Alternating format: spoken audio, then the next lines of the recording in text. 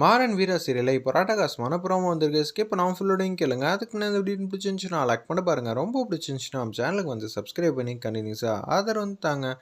வீரா வந்து மாறன்ட்ட வந்து பேச வராங்க. என்னை மன்னிச்சிருங்க அப்படின்னு சொல்கிறாங்க. நீ என்ன தப்பு பண்ண மன்னிப்பு கேட்குறதுக்கு? என்னதான் வந்து அக்கா உன் மேலே வந்து தப்பான அபிப்பிராயம் வந்து இருக்குது. ஆனால் என்கிட்ட அப்படியெல்லாம் வந்து எதுவுமே இல்லை. எனக்கு இன்னமும் சந்தேகமாக தான் இருக்குது நீ ஏதோ தப்பு பண்ணியிருப்பேன்னு. நீ தப்பு பண்ணுற ஆளும் கிடையாது, உன் குணமும் கிடையாது. அப்படியே ஏதாவது ஒன்று இருந்தால் கூட நீ விட்டுட்டுலாம் போக மாட்டேன் நல்லாவே தெரியும். வேறு யாரோ ஏதோ ஒன்று பண்ணியிருக்காங்க. நீ வந்து பழி ஏற்றுக்கிட்ட மாதிரி தான் இருக்குது. என்ன இவ நேரில் பார்த்த மாதிரி பேசுகிறாளே அப்படின்னு சொல்கிறாங்க. ஏன்னா இத்தனை நாள் வந்து உன் மனசை வந்து நல்லாவே நான் புரிஞ்சுக்கிட்டேன். மற்றவங்க மனசு காயப்பட நீ என்றைக்குமே வந்து விட்டதில்லை. எல்லாத்தையும் தூக்கி உன் தலையில் வந்து வச்சுப்ப. உண்மையை சொல்லு, அன்றைக்கி என்ன நடந்துச்சு அப்படின்னு கேட்குறாங்க. அதெல்லாம் இல்லை, அதான் நடந்துச்சுங்கிற மாதிரி சொல்லும்போது, சரி நீ ஏதோ மழுப்புற, நான் எங்கள் அக்கா கிட்ட பேசி பார்க்குறேன்.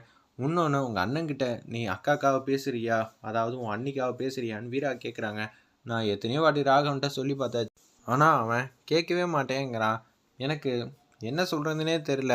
சரி நான் கடைசி சந்தர்ப்பமாக பேசுகிறேன். இப்போ நீ மன்னிப்பு கேட்க போறியா இல்லையான்னு சொல்லி வீரா வந்து உச்சக்கட்ட கோவத்தில் வந்து பேசுகிறாங்க. நீ மட்டும் மன்னிப்பு கேட்கலன்னு வச்சுக்கேன், உன் வாழ்க்கையே தலைகீழாக ஆகிடும்.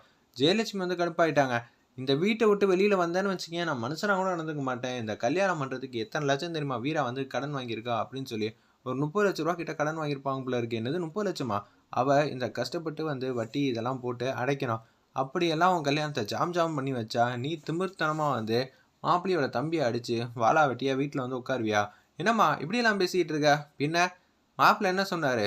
நீ மன்னிப்பு கேட்டால் மட்டும்தான் இந்த வீட்டில் இருக்க முடியும். மரியாதையாக வந்து மன்னிப்பு கேளு. அங்கே வந்துட்டு இடக்கு முடக்கா பேசுன்னு வச்சுக்கேன், நான் என்ன செய்வேன்னு எனக்கே தெரியாதுன்னு சொல்லி ஜெயலட்சுமியும் வீராவும் கண்ணாமண்ணான்னு திட்டிட்டு அங்கே வந்து வராங்க. எல்லாரும் வந்து சபை வந்து கூடியிருக்கு போல இருக்குது. வீட்டில் இருக்க எல்லாரும் வராங்க. எதுவுமே சொல்லாமல் மௌனமாக இருக்காங்க. ஏய் எதுக்குடி இங்கே வந்த? மன்னிப்பு கேள்றி. பண்ணதெல்லாம் தப்பு தம்பி. நான் அவங்க சார்பாக வந்து மன்னிப்பு கேட்குறேன். அதெல்லாம் ஒன்றும் வேணாம்மா. நான்லாம் மன்னிப்பு கேட்குற இடத்துலையும் இல்லை, மன்னிக்கிற இடத்துலையும் இல்லைம்மா. விடுங்கம்மா, அப்படியே விட்டுடலாம் அப்படின்னு சொல்கிறாங்க இந்த பிரச்சனையை. சும்மானு இருப்பா மாறா, எதுவுமே உனக்கு தெரியாது. இதுவே அவங்க வீட்டில் ஏதாவது ஒரு பிரச்சனைனா இன்னொரு என்ன ஆயிருக்கும் தெரியுமா? உன்னை காலில் விழுவ வச்சுருப்பாங்க. சாதாரண மன்னிப்பு தானே கேட்டால் என்ன கௌரவம் குறைஞ்சிருமா அப்படின்னு சொல்கிறாங்க. நீ யார், எப்பேற்பட்ட இடத்துல இருக்க, அவங்க யார், எங்கே இருக்காங்கன்னு கொஞ்சம் கூட வந்து யோசிக்காமல் இப்படியெல்லாம் பண்ணியிருக்காங்களான்னு சொல்லி உச்சக்கட்ட கோவத்தில் வந்து வள்ளி வந்து பேசும்போது, என்னை மன்னிச்சிருங்க அப்படின்னு சொல்லி மன்னிக்கிற மாதிரி நடிக்கிறாங்க நம்ம வள்ளி. அதெல்லாம் ஒன்றும் வேணாங்க, நான்லாம் பெருசாகவே எதிர்பார்க்கலங்க, இந்த விஷயத்தை அப்படியே விட்டுருங்க அப்படின்னு சொல்லிடுறாங்க. அந்த இடத்துல நம்ம மாறன், நான் தானடா உன்னை அடிக்கக்கூடாது, உங்கள் அண்ணனே வந்து உன்னை அடித்து வீட்டை விட்டு துரத்துறபடி நான் செய்ய வைக்கிறேன்.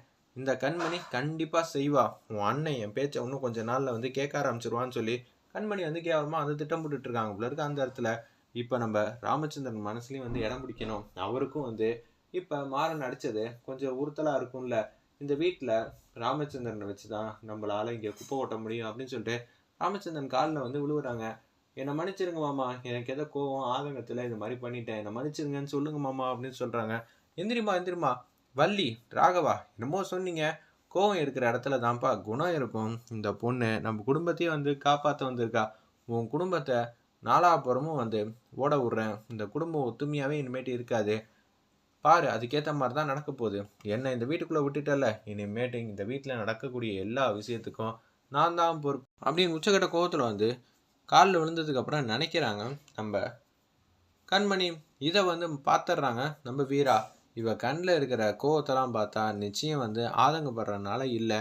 அப்போ பவ்யமா தப்பு செஞ்சிட்டோன்னு குற்ற உணர்ச்சி இருக்கணும் கண்ணில். இவ கண்ணில் வந்து கோவம் வந்து நல்லாவே தெரியுது. இவன் இன்னமும் பழி வாங்கின குணத்தில் தான் இருக்கா. இந்த குடும்பத்தை எப்படி காப்பாற்ற போகிறோன்னு தெரியலையே. அண்ணன் பேரை சொல்லிக்கிட்டு இவன் எதுவும் தப்பான முடிவுக்கு வந்து போயிட போகிறா. யாரையும் பழி வாங்குறதுக்காக தான் இந்த வீட்டுக்கு வந்திருப்பாளோ அப்படின்னு சொல்லி உச்சக்கட்ட கோவத்தில் வந்து இருக்காங்க நம்ம வீரா. அந்த இடத்துல வெயிட் பண்ணி பார்ப்போம் கண்மணியோட சதி திட்டத்தை எப்படி முறியடிக்க போகிறாங்கன்னு.